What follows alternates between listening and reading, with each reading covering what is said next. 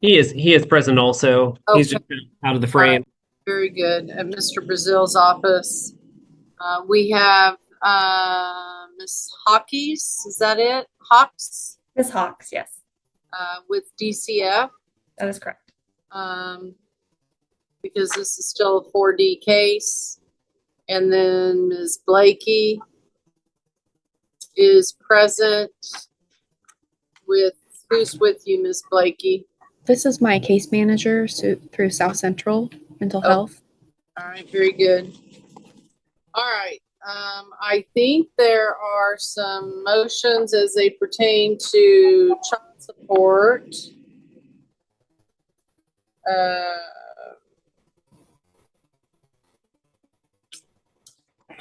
And a motion for modification of custody. I'm not sure.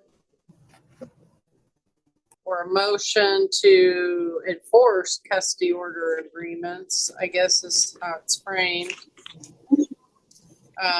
But I think the child support maybe predated this other motion.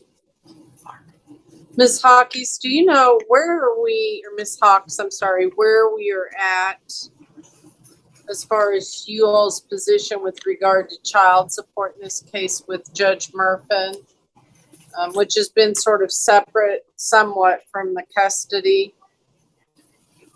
Your Honor, it's my understanding that father has a child support obligation of $342 effective December 1st, 2024, and that we've been doing a dollar for dollar offset for the arrears that were owed by mother. And I believe that's about to be satisfied. And that we were just here today on a review of that order. Okay. Whether it would continue. Okay. That is my recollection. And remind me, Carvin is how old now? He was 6 when we started all this, or thereabouts. Is going to be 16 or 17, excuse me, in August. 17 in August? Yes, ma'am. Okay. And will he graduate this next school year from high school? No. He won't. So he's going to be a junior? Yes. Yes. And he'll turn 18 as a senior? Yes. So instead of just having 1 year left of child support, there's 2? Yes. Okay. Now, Mr. Brazil, from what you can ascertain with regard to, and by the way, Ms. Blakey has for most of the majority of this case and currently been pro se or self-represented. So this, and she's filed numerous motions on her own. This is a notice of hearing and motion to enforce. Mr. Brazil, do you feel like you have a handle on her motion? Yes, Judge.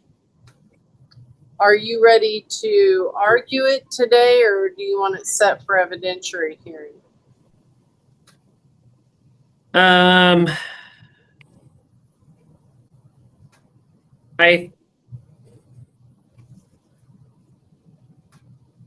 think argument is probably fine. I will say, and I would proffer to the court that my client visited with the police that reported to his home that evening, and none of them had any concerns regarding anything like intoxication. And so if we really were going to get into it and have to deal with that question of was he intoxicated, was he not, then I would ask for it to be set for evidence. My hope is that that's not necessary and we can kind of resolve this motion and move forward. I think ultimately the bulk of her motion is more of upset with how co-parenting is going and less of, the specific request for the substance abuse or things like that. I'm kind of a little wondering if this was like an AI generated request. I don't have any real reason to believe that that was necessarily there. Just the formatting and things like that seem like it might be a chat GPT generation.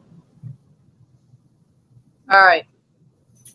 Ms. Blakey, I'm not familiar with that stuff yet enough to hopefully after our October training, maybe a little better at recognizing some red flags, but I'm not at this point.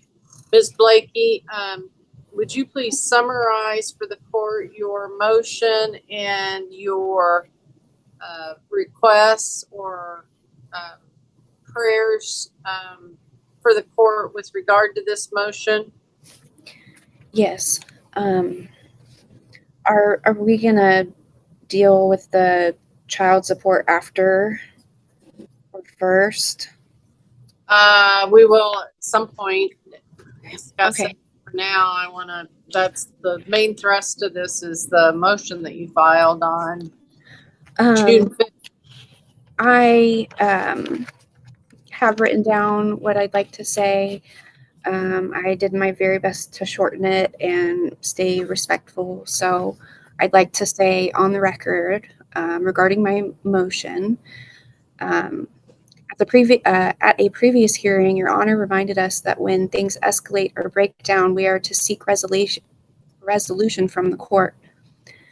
My intention is not to punish or shame Chad, rather to improve the health and function for all three of us. I filed this motion out of concern, distress, and need. A need for health, peace, safety, and boundaries. A need for support, protection, and accountability. It is my responsibility to advocate for Carbon and for my family. Part of the evidence I've submitted includes a list of medical appointments in order to make known the patterns I believe reflect Chad's lifestyle choices and have compromised his reliability. I believe his longstanding issues with alcohol and personal habits are interfering with his ability to meet Carbon's needs consistently and safely.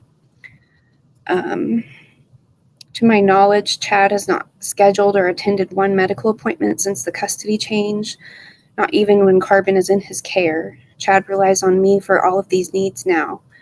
What Due to are you relying on? me for the medical appointments. Because I remember very distinctly you wanting to be involved, make appointments, go to appointments, be part of things, and you got your wish granted, right? Yeah, and I don't mean to be rude or pushy, but if I could finish what I've written down, it's really it's important to me that I convey all of this. All right. Well, I'm trying to take notes here. So one of your issues is that you now are the primary person that schedules everything. Well, I'll finish. All right.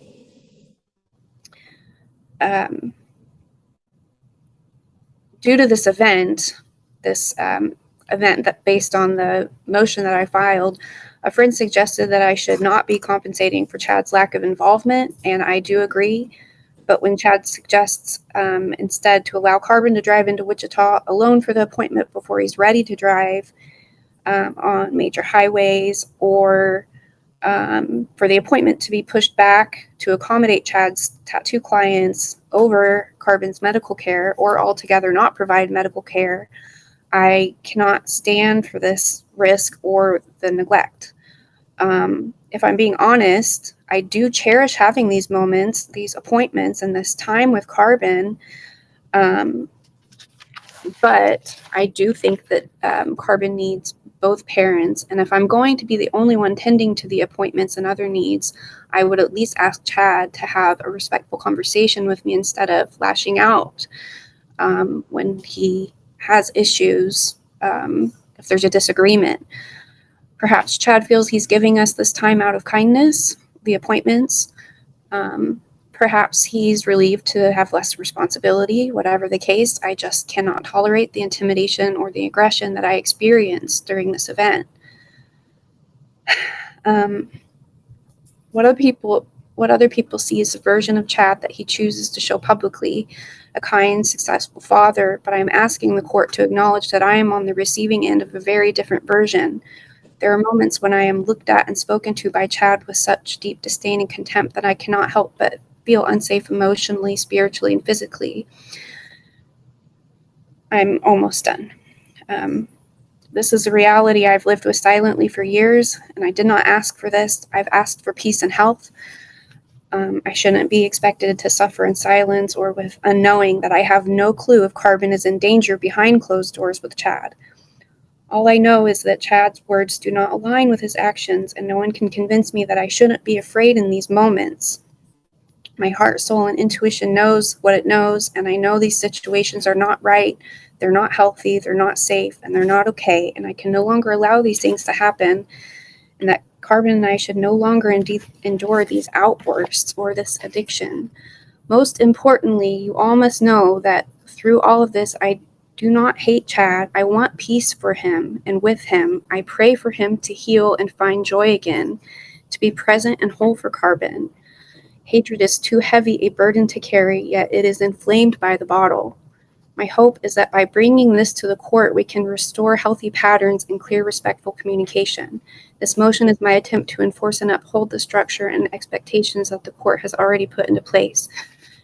To provide Chad with help that I do not believe he recognizes he deeply needs, so that Carbon is not absorbing and navigating the dysfunction. Carbon should not be the go-between. He should be free to be a teenager, not a mediator. He deserves a peaceful environment to feel safe in both homes, and that's what I'm asking for today. I believe that with an alcohol assessment and therapy together with Chad and myself, this peace can be achieved. I need the court's help with this because I'm willing, and most importantly, because Chad or Carbon needs it. He needs us. Thank you.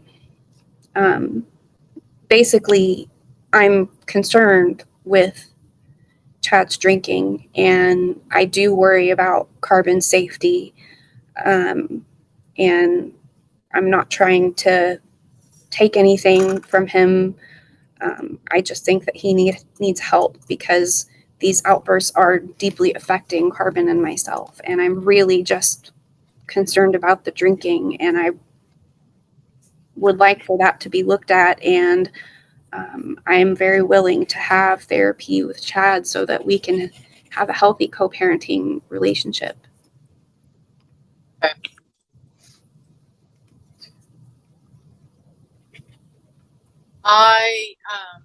I know there is co-parenting classes now with like counseling with parents, but it's in Wichita, and I think you guys are so far down the road now that I'm not sure that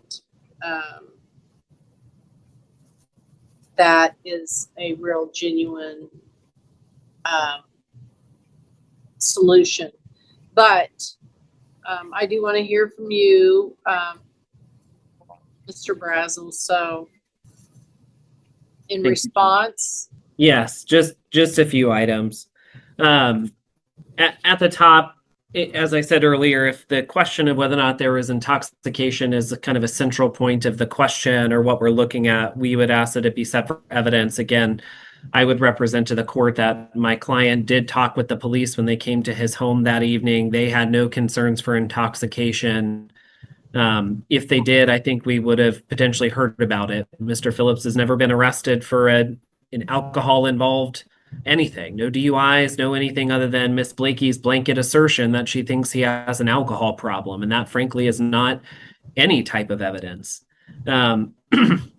One of the things that we've kind of highlighted or talked about in this case as an important thing to avoid conflict is using Carbon as a mediator or source of communication.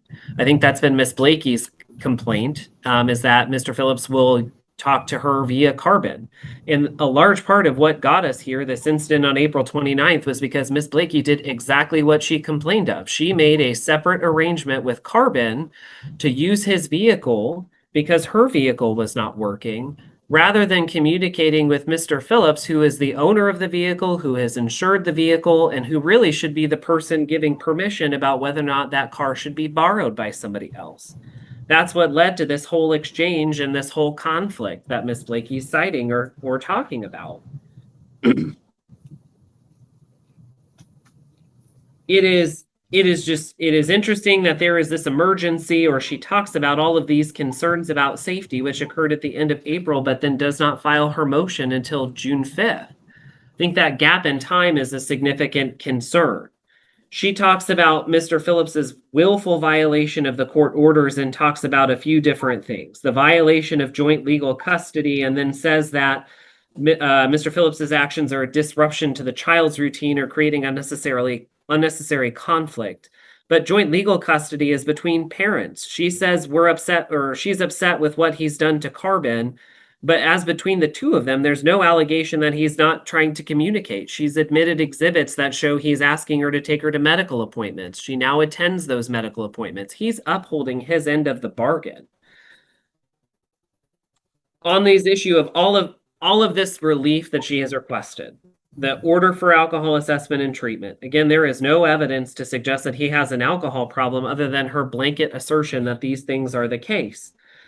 Talking about emergency protocols for respondent, that might be helpful only because this is not the first time where Miss Blakey has resorted to calling police to mediate a situation. We had a hearing, I think it was in last year, because she chose to call the police and escalate a situation when either Mr. Phillips or the child were not answering her calls.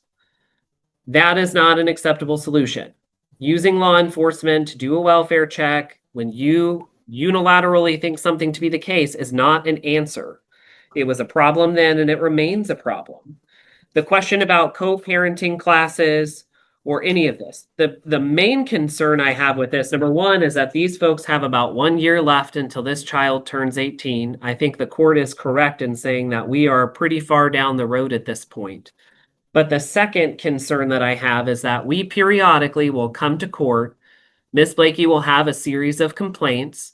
The court will put orders in place to try and alleviate those. And unfortunately, Mr. Phillips is the only party that actually follows through and tries to bear the burden of those orders. If it's an order that Carbon goes to therapy, who's the person who did that? That was Mr. Phillips.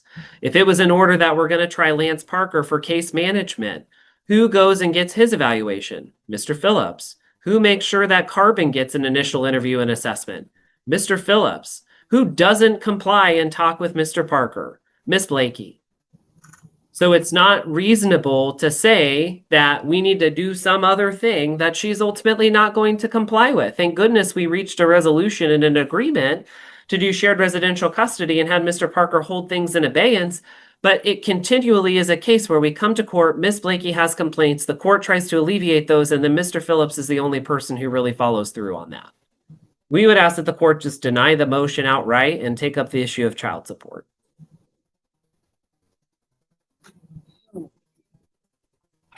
Well, May I I respond? do think, just a minute, I do think that this is the second time she's voiced concerns about intoxication. But truthfully, if you're going to bring this motion, Ms. Blakey, you're the one that has the burden of proving the truth of it. And so either through police reports or witness statements or Carbon's statements or something, there has to be some evidence here before the court that he has a drinking problem that is interfering with his ability to parent or provide for the child. There's nothing illegal in and of itself for someone to drink.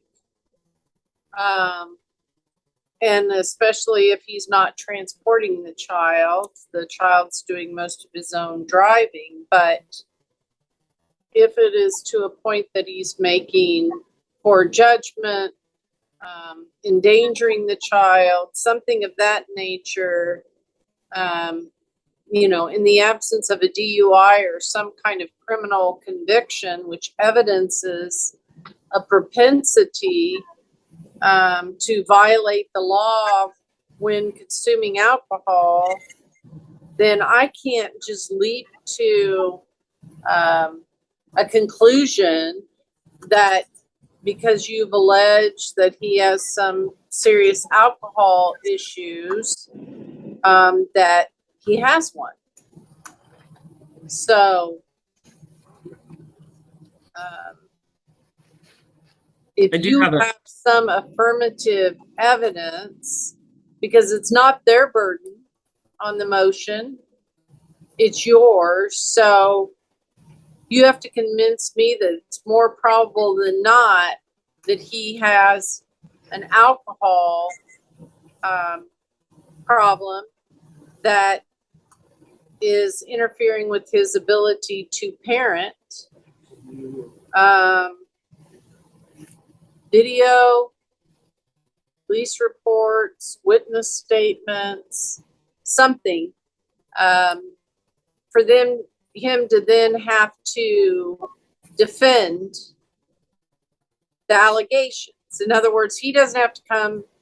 You can't just make a mere allegation. He have to exert the effort and subpoenas and the money and the time to disprove a mere allegation. You have to prove up the allegation, and then he has to defend it. And that would be true in any court of law. Additionally, I could order that he wear a scram device for 30 days that makes sure he can abstain from alcohol for a period of 30 days. Or I can order that he get a drug and alcohol evaluation and the court review that. But again, I do think Mr. Brazil is correct in that at every turn in this case, he has paid for an attorney. He has paid to do those things that the court has asked him to do. He has taken care of the child with little or no financial support from you. And I don't think that the court has grounds today to just order him to do things that are going to cost him a substantial amount of money because you're alleging that he has an alcohol issue. So if you have some independent corroboration or some evidence, then let's have an evidentiary hearing where you at least meet your burden of establishing a prima facie case that he has an issue. But the way it sounds now, or the way it stands right now, it's a mere allegation. So it's up to you. If you want to move forward, it's going to be your burden to prove.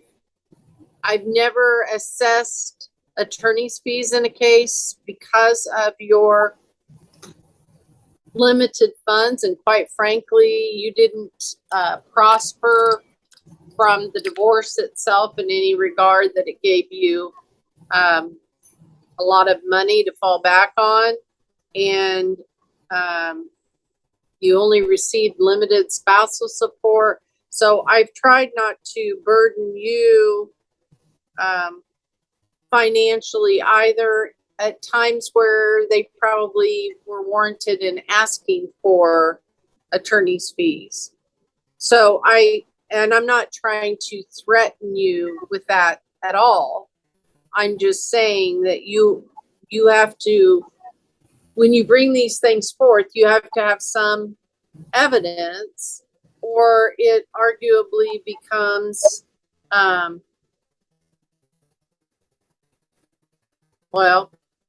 unfounded, which is grounds to request that someone pay attorney's fees.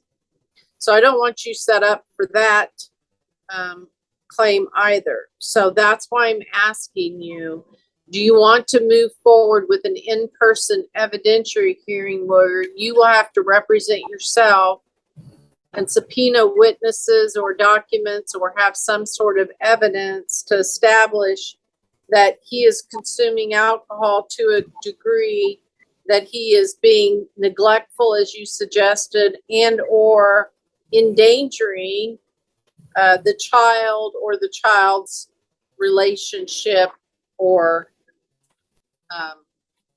ability to flourish.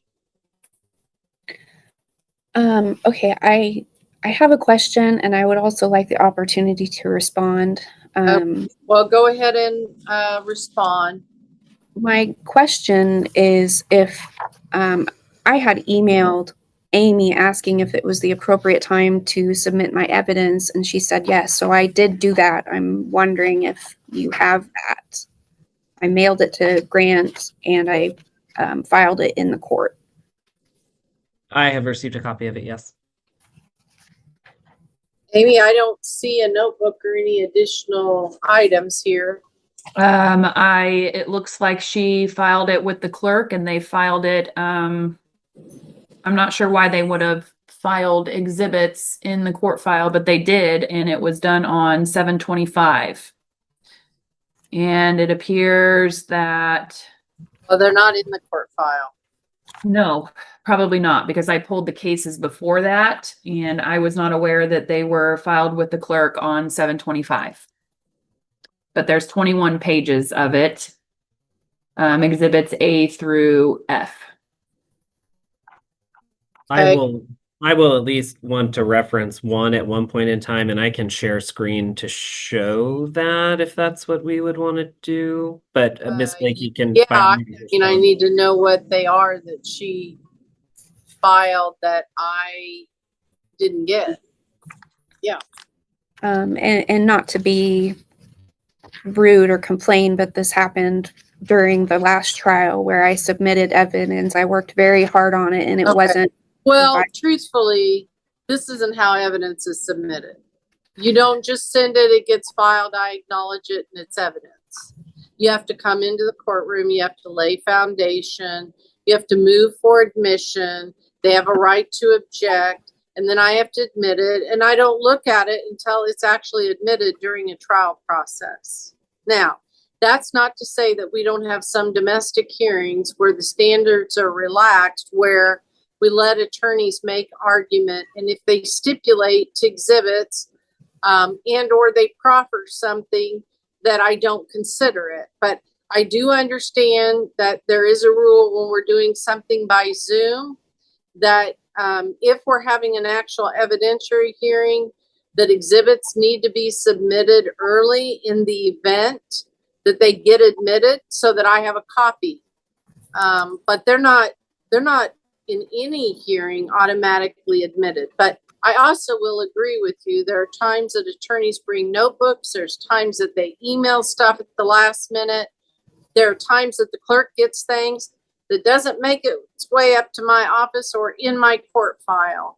So I do agree with you that it happens, and it probably has happened before given the history of this case. But again, even if I had them, they're not automatically admissible unless it's a scheduled evidentiary hearing and it's introduced as evidence. So why don't you tell me, just don't go into any detail, but tell me what A through F is, starting with A, so I have a general idea of what you're wanting to be offered to the court. Okay. A is phone calls where Chad asked me to take Carbon to a medical appointment that day. I'm not concerned about, don't go into detail because it hasn't been admitted yet. You just give, like, if you're titling the document, what it is. That's all I need to know. Well, really, the most important ones are that I had contacted the police. And the reason I added those is, well, essentially, why would I contact the police and put myself through all of this if I genuinely wasn't concerned and afraid? So I was just trying to prove that I did contact the police out of genuine concern. I would like to know, on the point of all of this being accusations, that I don't want to go through any of this. This is not easy on me. This is not good for my health.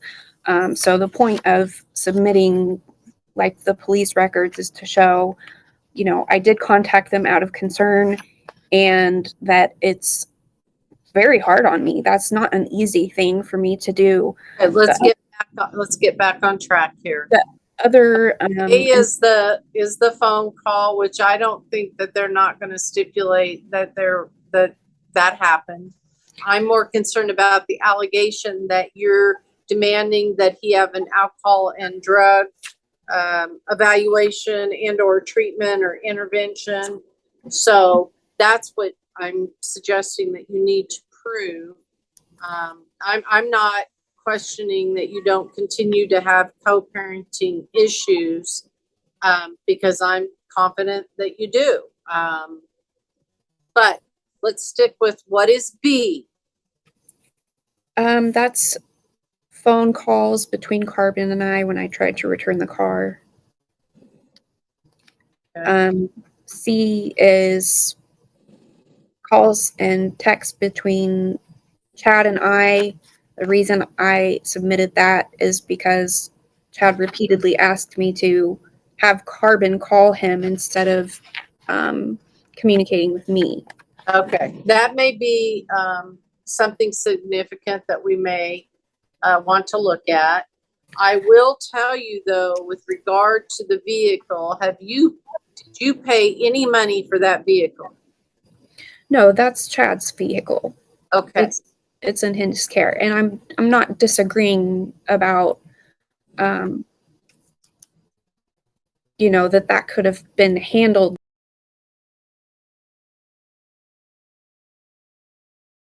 Okay. But Carbon has control car, that's his car, and the conversation of how I came to use the car, you know, that's not really being considered. Well, here's the deal. This is just straight up very easy for me to say. You have to have permission from Chad to drive or use that vehicle. I don't have a problem with that. And I would have been fine with telling Chad that, but he wasn't willing to communicate in a respectful and healthy way at that time. That's my issue. It's not my mistake of using the car. That could have been de-escalated instead of it being escalated by Chad showing up to my house on foot and trying to drive the car off drunk. That scares me. That's what concerns me. And Now, did you call the police when he drove the car off, as you said, drunk? Did you call the police so they could stop him and give him a DUI? So what happened, Chad walked to my house on foot, and when he got into the car, I went over there to talk to him because he was slurring on the phone. And when I walked up to the car, he got out of the car in my face, and I could smell the alcohol. And he was just kind of yelling at me, telling me to leave him alone, and he ran off. He didn't take the car. He just left the car door open and didn't take the car. When Carbon was expecting him to bring the car back, and he didn't. So, and then Chad wouldn't answer my calls. So I had, in order to try to get Carbon his car back, if Chad's not taking my calls, I'm forced to call Carbon and be like, your dad didn't, I still need to return the car to him. So he didn't take the car drinking. He just ran away on foot. I'm concerned here. So I called the police because I didn't know what to do. Okay. Well, when the police got there, they should have noted whether he was intoxicated to the degree that you've just described. They do. Okay. It's in Exhibit D. I'm That sorry. Blakey has. All right. Let's see then. We've covered A, B, C. Now we're on D. And tell me what D is. Ms. Blakey, what is I apologize. I'm having D? some computer.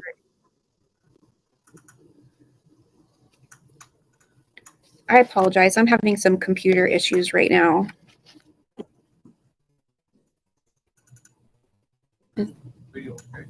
It's It's freezing up.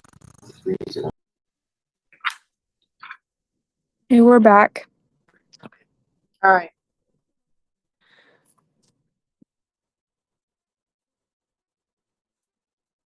I mean, basically in these exhibit C, he's denying that he's intoxicated or driving drunk. You're insistent that he is and that you're worried about him. The police go out, they make no mention that they're concerned about intoxication. So I don't know how calling the officer into court in the courtroom under oath is going to change much unless you know something I don't. But ordinarily, the police don't testify to much more than what they have in their reports. Occasionally, they have independent recollections of things, but they're trained that if something's significant, they're going to note it in their report.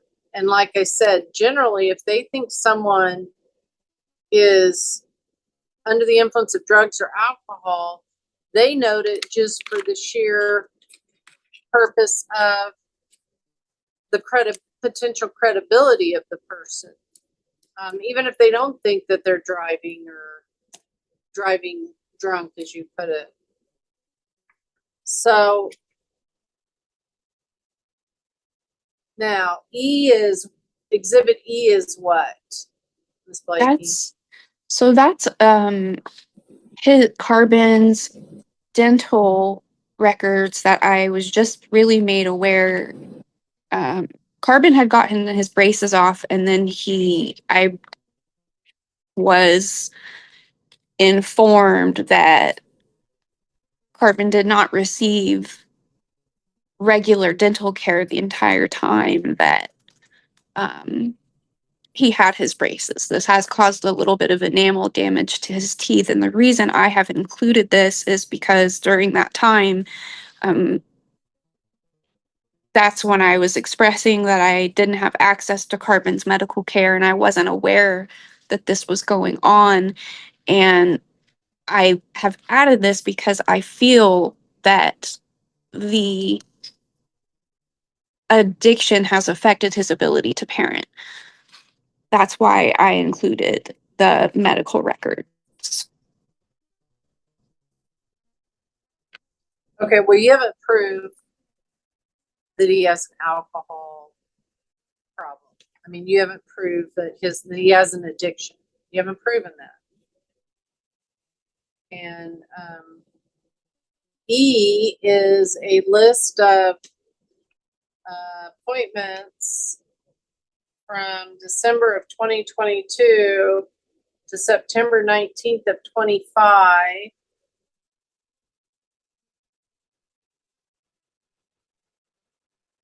I'm not sure what they established in the absence of the orthodontist testifying.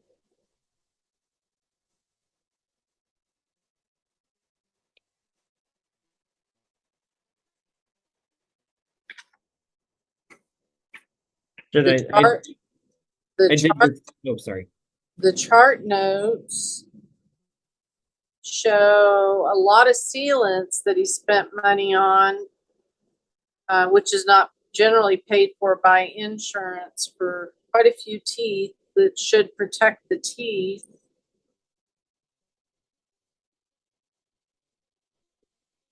Some of this has to do with dental care by the person wearing the braces. And so again, I don't see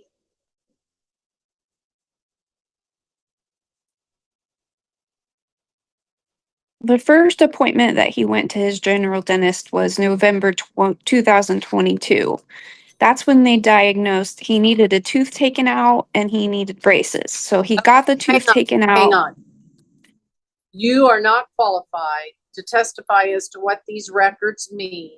If you want to have a hearing somehow about the dental care that he provided and paid for to your son and that was inadequate, then you have to have an expert witness to say that there was poor dental care, which caused him some kind of permanent damage, bring this dentist in to tell me that it's in some way Chad was neglectful in the dental care of his child that's caused permanent injury. Where I'm not going to look at these records and you're not going to testify as to appointments and what did and didn't happen and what the doctor did and didn't recommend. That's just, it's not acceptable. Whether you're representing yourself or even if you had an attorney representing you, I would not allow you to do that.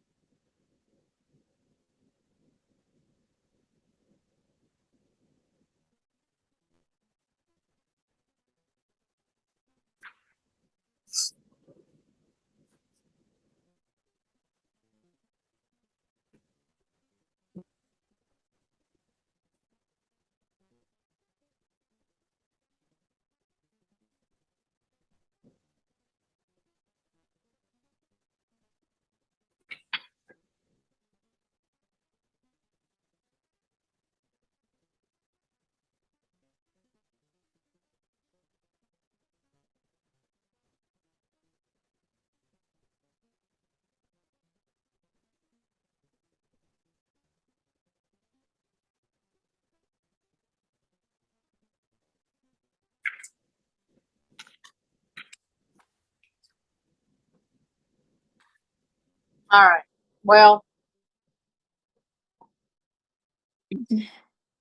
I would agree that communication is an ongoing problem for the two of you, but I am not, if I could solve that with every domestic case and every parent, I would have already done it. It appears there are car issues, and I'm going to make the ruling that the car not be used by Ms. Blakey unless she has explicit permission from the owner and person insuring the car, Mr. Phillips.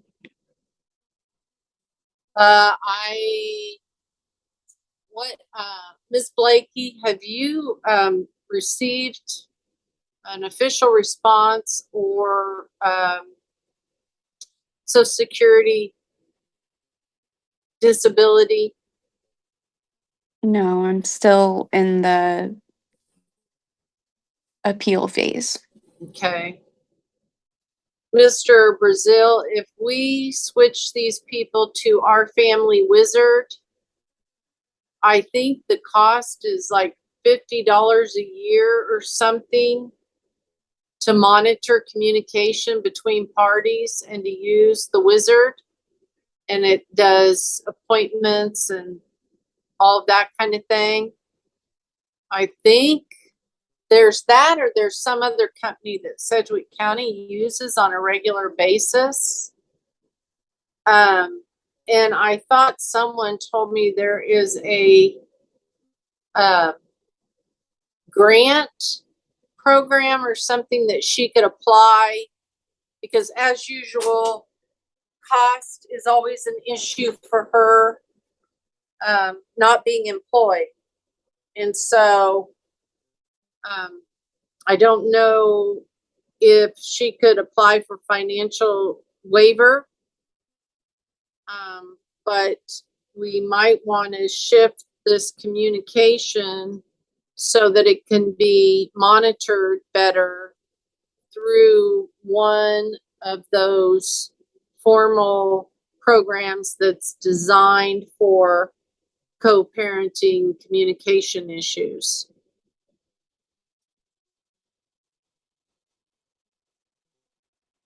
I mean, I don't, I don't, I'm not trying to be difficult, and I do want to know that one of the main reasons I did this is during the last big court hearing, you specifically said that when things escalate, we should be coming to you instead of hashing it out ourselves. And that's all I really knew to do. My intentions with this motion are um, it's hard for me to say. You asked for this to happen. I'm just trying to honor that. I'm not sure how I did It, that exactly. I would need the transcript, but I think it was another incident where the police got involved and Carbon was in the middle of it, and it got frankly kind of out of hand. And there had been some issues that led up to that that could have been reasonably addressed. If I thought I could put you two in mediation so that you had some place to go with your complaints so that someone could mediate, I would. But again, you two are not candidates for mediation. So I'm not suggesting that the court isn't here to hear matters as it relates to the best interest of the child. However, again, no party, including Chad, can make any kind of groundless claims against you and just bring them in front of the judge.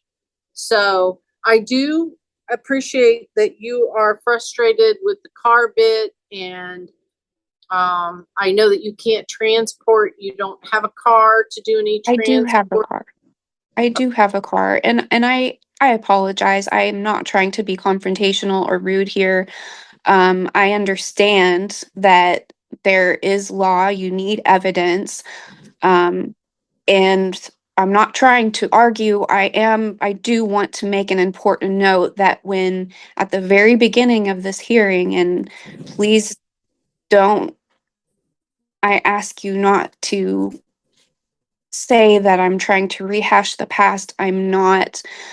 I'm just wanting to say that in the very beginning, Chad accused me of having mental health issues without any evidence. I provided evidence that my mental health was stable, and I still have gone through all of this. And I'm not saying that now because I want you to pursue this without any evidence. I just want to say on the record, I did endure all of this based on no evidence. And I'm not trying to seek punishment for Chad. I really, the idea of going through a whole evidentiary hearing and trying to prove the addiction is honestly so much more than I feel I can handle. I'm just trying to do the right thing and bring to attention what I'm going through, whether or not anybody believes it. I know what happened, and I'm just trying to take the right steps. And when I'm accused of calling the police and escalating the situation, when I'm just trying to do the right thing, it's very difficult on me.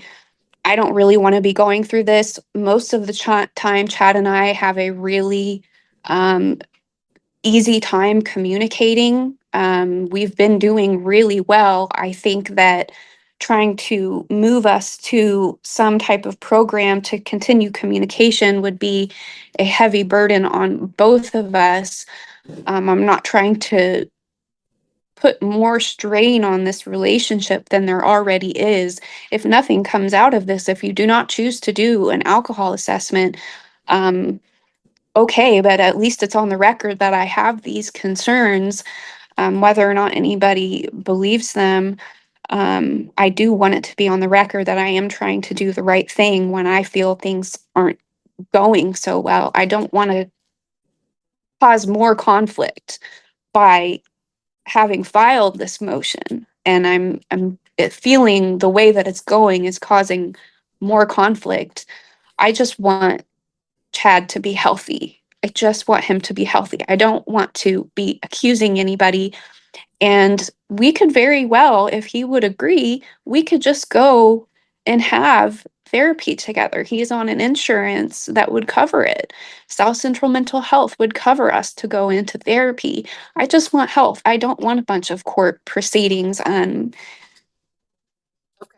Well, I know that this file is very thick with lots and lots of motions and different pleadings and things that you filed. And it's not a matter of what I believe or I don't believe today. It's a matter of you have a burden of proof. And I also have evaluated each stage of these proceedings, including a very long summary that I did of this case at one time.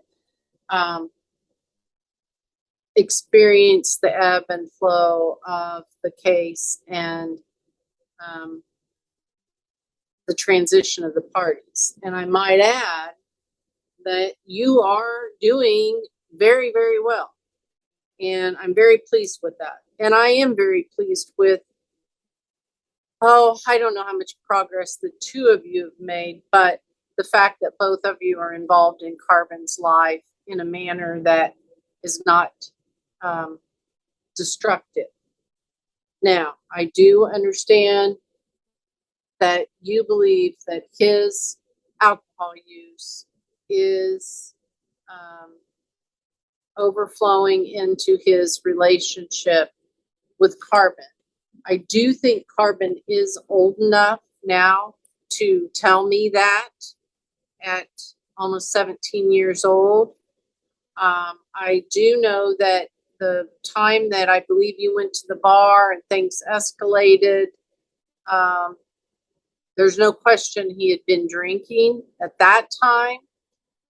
But whether or not he was to a degree that he was incapacitated in this case, I don't know. But again, I can't just order him to go perform a bunch of tests and pay for them because you're worried about him or you want him to. So that's where things sit right now. I do believe, though, if he has the pattern of abuse of alcohol that you're suggesting, that I believe you genuinely believe to be true, that it will surface. I mean, he will lose customers, lose a job, get a DUI arrest. It will eventually come to light. And he knows whether or not he has an issue, and he knows what he's doing. And he can either voluntarily address it or not until there is some actual independent evidence or indication that he needs court intervention as it's related to the custody case. But I don't think that day is today. I do want to address, though, two things. I already addressed the car situation with you, and you appreciate and understand that. And I doubt I'll have to speak of that again. But the second thing that I want to address is, again, to admonish the parties that communication shall be in a respectful, courteous manner, not excessive contact unrelated to the child. There's a new formula. Help me with this, Mr. Brazil. It's brief. It's BIFF, I think. Brief, informative, friendly, and another F word. I don't remember what it what it is, but it's a new sort Firm, of acronym. What? firm, firm, clearly state your position and boundaries Firm. without being aggressive. Yes, yes. Brief, informative, friendly, and firm. That's how things are to be communicated. And the only way that I can help you, Ms. Blakey, is by a program that tracks all of your communication, that is evaluated and can be used by the court when there are allegations that a person has been hostile or derogatory, but it does cost money, but there is a possibility that you could get a grant that would pay for your portion. So if you would like that, I'm happy to order that as well, so that I can be sure that Mr. Phillips is upholding his end of how he is to co-parent in a friendly, non-hostile manner and environment. I have two questions. Okay. The first one would be, I would like to know how Chad and Grant feel about that program. I might have already put in my input, but the second question and how I feel I could use a little help with these situations. I feel very sort of, I apologize for not having better words, but attacked for having called the police under these circumstances, and that it's been considered as escalating.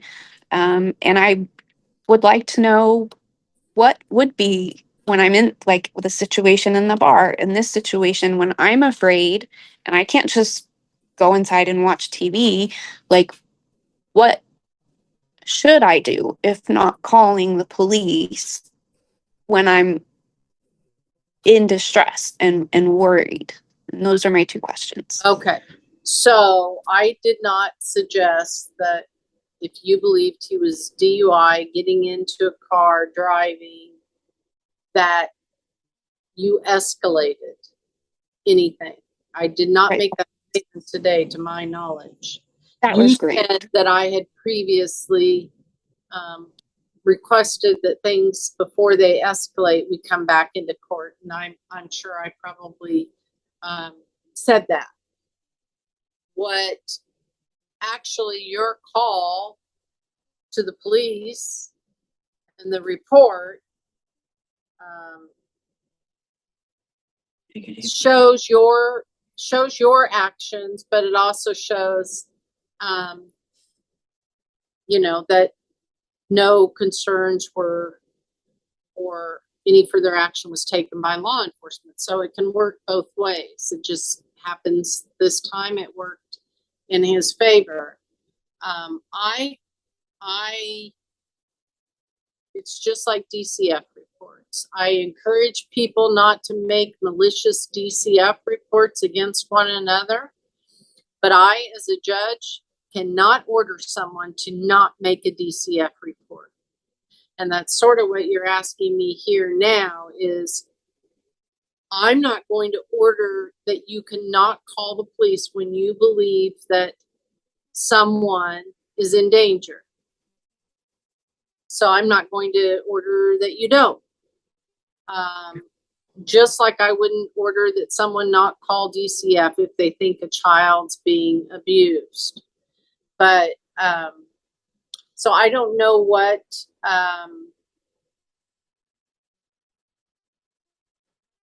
again, if we had Wizard or some form of communication, you would write to him. I don't think you should pick up the car. It sounds like you have been drinking. It's probably best that you not come to the house. You can get it in the morning, or Carbon can get it in the morning. Something like that would document and reflect your concern that he's drinking. And then you know, those kinds of things. If you don't call the police, if you do, you do. If you don't call the police, you're making a record that you're routinely bringing up the same issues, no matter what they are, over and over as it relates to co-parenting of Carbon. So that's a way to document it. Yes. I just want to do the right thing. So she's asking Mr. Brazil what your position is about communication through a format that is designed for parents who have difficulty communicating and co-parenting. We would ask that the court not order that. While Ms. Blakey does likely qualify for a waiver of the fee, Mr. Phillips does not. I think both parties would acknowledge that, but for this instance, and really the latest record in this case, going back to the agreement that they reached in November, it does show that we're trending in the right direction. I don't think we're at all in the position that we were at other points in this case where there was persistent, continual contact and disagreements about who said what. I think this motion ultimately kind of boils down to this one incident on this one day. And but for that, I would say it has been quiet between the two of them. They've been co-parenting well. Things are going well. And so we would ask that the court not put that other layer on there because but for this, I think it's going okay. And I don't really know that our family wizard would stem or stop some of the same things we're already dealing with. I think we would just be here with communications in a different form, but I don't think it would stop people from coming back to court. All right. Well, just keep your own documentation then. And Mr. Brazil, I'm just going to say to your client, I know you've talked to him, anyone that is an adult child of an alcoholic knows the lifelong impacts that can have on a person. Anyone who is a loved one of an alcoholic, and eventually any alcoholic knows that they get sick and tired of being sick and tired, and that all it does is bring you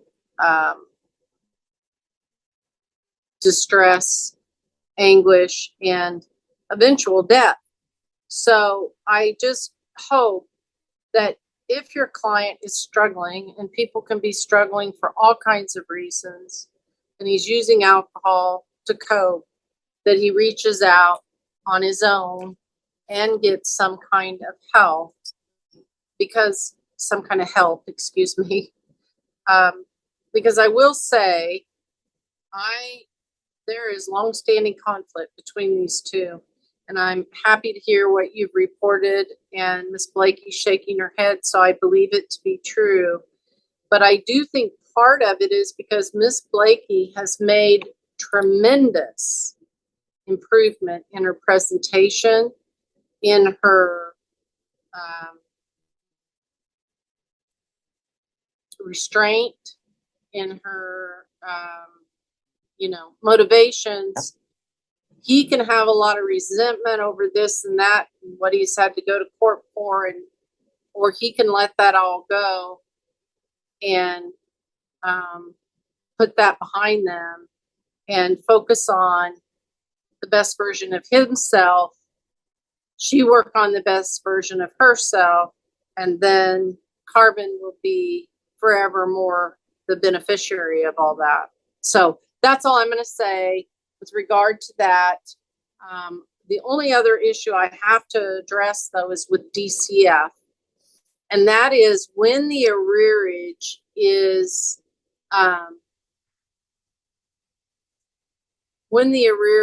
resolved or absolved, or whatever you want to say. When there's no longer any arrearage in there, it's zero, and they're sharing custody, I know you still have to do a worksheet of some sort, unless they have come up with a shared expense plan and budget.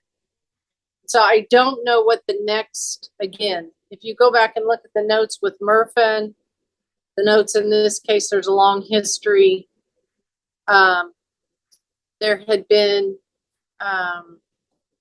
imputed I did not impute any wages to her. Even when he had custody, she didn't pay support. Then Judge Murphin took the case and imputed wages, and then I asked him not to because of her physical and mental health. There were issues that I believe prevented her from being able to work full-time or long-term.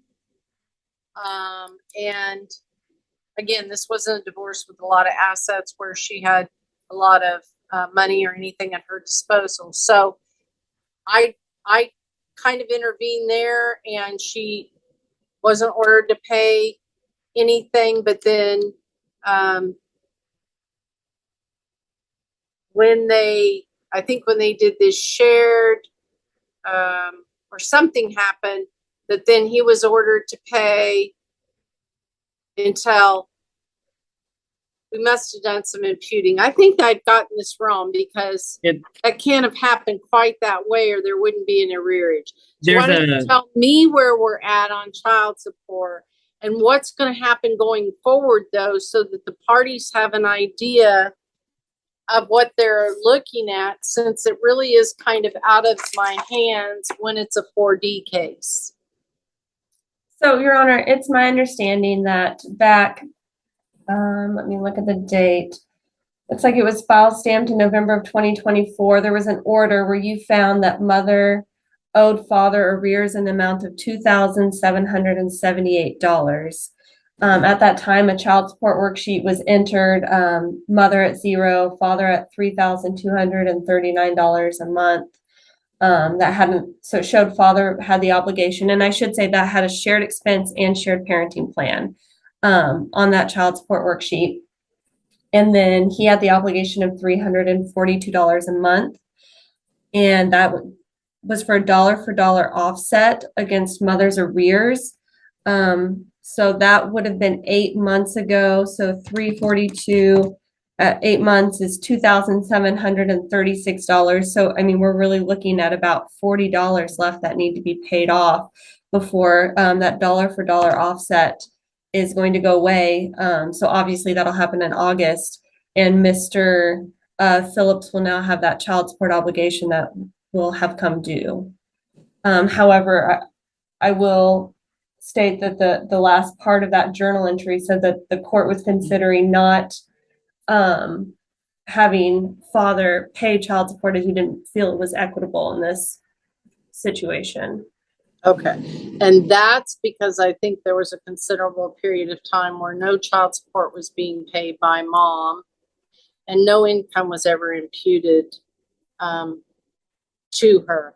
And that's still really a question, I think, especially since legislatively the courts have now been given the discretion to not impute when it's not equitable.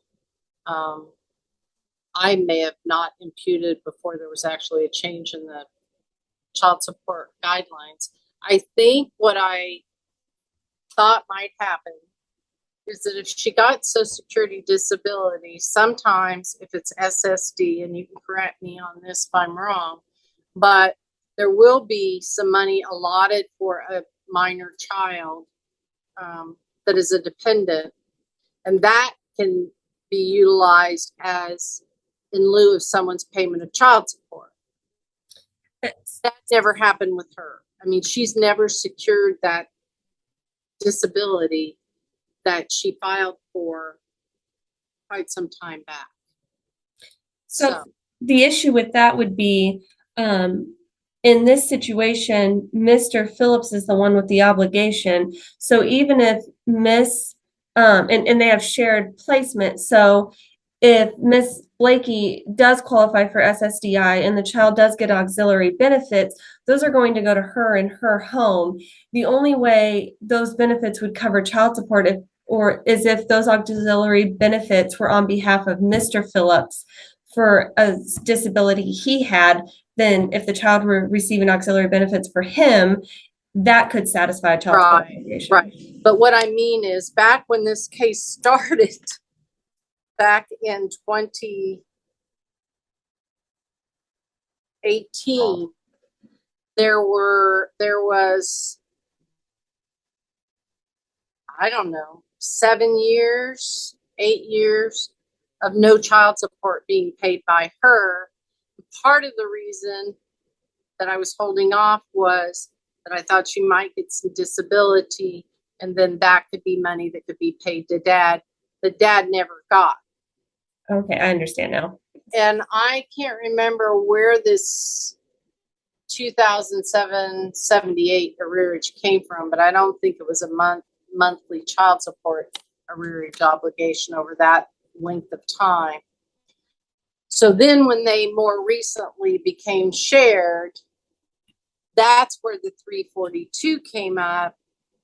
And because she's still zero, and then I was like, well, the only thing equitable is that it'll go against her so she doesn't owe money either. But now we're at a point where he's got to pay support for the next now 2 years, not just year. So till the child's 19, on a child that she essentially paid no support for. So I'm not sure. I mean, the guidelines say what they say. Mr. Brazil, we're kind of where we're at, where now your client, if it hasn't been reconfigured, as far as wages, at 342, and if we had some kind of Social Security, that could be some kind of income assessed to mom, but we don't. So it would have to be minimum wage imputed, which we haven't done, which means that your client is going to start owing 342 that presumably goes directly to Miss Blakey every month. So I would highlight one of the issues that we were here to read, and Ms. Hawk kind of alluded to this in the journal entry, that it is ultimately not the intention of the court to require petitioner to pay respondent child support given the history of this case, such as a result the court finds to be inequitable. I think that is still very much true. I mean, Mr. Phillips had primary residential custody of this child for so long, and then to now say he not only did not collect on that, then had to pay down Miss Blakey's arrearage for her, and then also now has to pay an award because she doesn't take any action to get income. I think that's highly inequitable. I recognize the guidelines say what they say. I think the court can make discretionary adjustment to zero out his obligation and say, like, nobody's paying anybody. That's the agreement of the parties. I would ask for that, some sort of an adjustment to where there's just no money changing hands. I mean, part of the reason why we're here is Miss Blakey's car wasn't working and she used the car that Mr. Phillips is paying for. I mean, it's not an equitable scenario for him to now be also paying her 340 or 342 every month for the next 2 years on top of everything he's already done. What is Carbon planning to do after high school? Do either one of you know? He wants to go to school. He's been talking about auto mechanics. Mr. Phillips says he's taking college classes too. Are you paying tuition for that? Yeah. And Mr. Phillips pays the tuition for those courses he takes in high school. I'm not aware of any classes. He's enrolled in one Butler County class this year. He's enrolled in a Butler County class this year. Okay, I haven't been informed of that. You've been informed. I wasn't. Mr. Phillips is paying for it. He just got the bill, apparently. The counselors set him up last year. It was a school counselor decision. I just Ms. Blake, want this stuff. Ms. Blakey, what would be your thought about the 342 being paid into a savings account for Carbon for college or VOTEC school. Would you be? I think that would be wonderful. Okay. Paying for everything. We- Happy. And we need a new calculation. My client, he can't afford that. He cannot afford that obligation, Okay, given for all of his everything. expenses. He has to give carbon food money at mom's Gas. house, gas money. He's paying college tuition. He's paying all the things. I know. Mr. Brazil, do you understand though, with 4D actively being involved, I can't just willy-nilly do things. So Your Honor, if I we're may. gonna have to have a hearing on what's equitable, what's not equitable. I really don't want to cause these people to rehash more and have more angst, but I'm not sure what to do exactly. Yes, Ms. Hawk, I know you're fairly new, or you're new to me with DCF and certainly this particular case, but So can you shed some light here? yeah, first, I don't know that it necessarily matters entirely for you guys, but DCF has an assignment of rights for both of these parties, which is kind of unique. But at this time, since they have shared placement, they're both receiving mandatory services for this child. And the guidelines do allow for an overall financial adjustment condition to, at the court's discretion. And so that's always an option. And at this point, I wouldn't object on behalf of the state if this was a zero child support order based on the facts, as long as there's a court finding or that it's in the best interest of the child.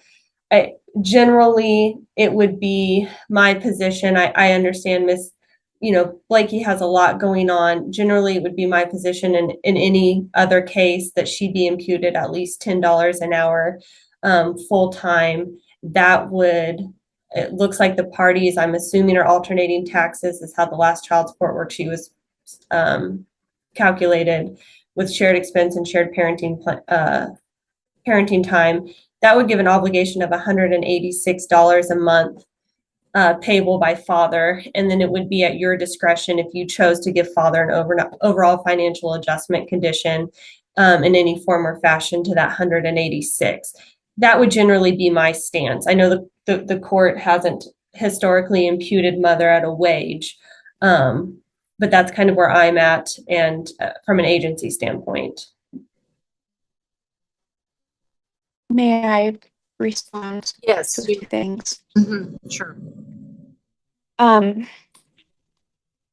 First, I want to start with my situation. I have multiple times tried to, I've proved that I worked with a disability lawyer, attorney. I work with Parmalee. Also attending school right now, and I get help with vocational rehab. I have a wonderful case manager who helps me through there and has agreed that it is best for me to focus on school, because the trying to balance motherhood and school and work is not based on my health and really I apologize what the word realistic, my ability to balance that.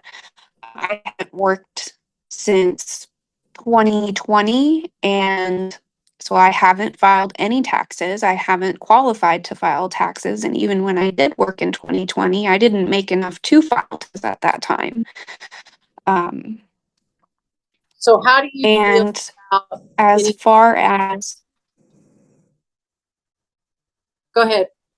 I'm sorry. Go ahead. As far as with Chad paying, he does a business. He has 2 employees and might have a new one. I want to also be clear that he does provide financial help when Carbon stays with me. He provides Carbon's gas. he's going to provide the funds so Carbon can go to school, clothes shopping.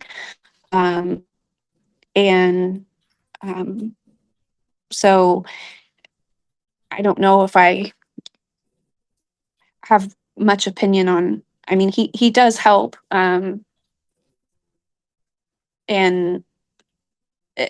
but he does also have to help. You know, I do have food stamps.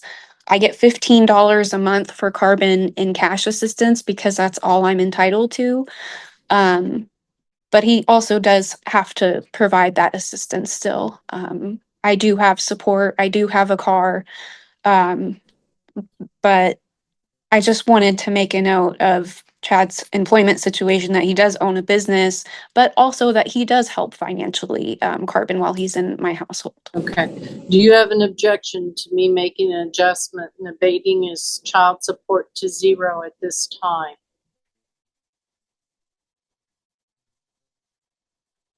So, neither of us would be obligated to pay child support. Right. I do not object. Okay.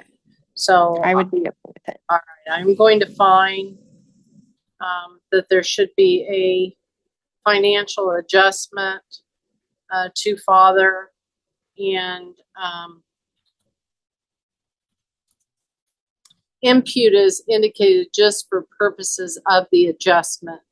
I'm not actually making a finding that I believe that she could work a full-time $10 an hour job.